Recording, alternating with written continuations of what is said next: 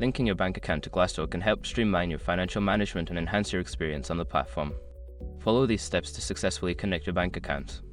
Step 1. Create or log into your Glassdoor account. Visit the Glassdoor website or open the app. If you already have an account, enter your credentials to log in. If you don't have an account, follow the prompts to create one. Step 2. Navigate to account settings. Once logged in, locate your profile icon or account settings option, usually found in the upper right corner of the screen. Click on it to access your account settings. Step 3. Find the bank linking option.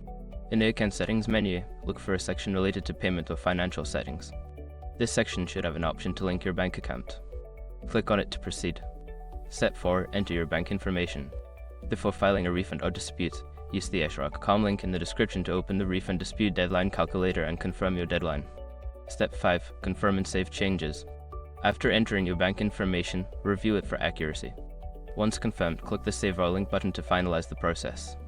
You may receive a confirmation message once your bank account is successfully linked. By following these steps, you can easily link your bank account to Glassdoor. This will enhance your experience on the platform and help you manage your financial activities more efficiently.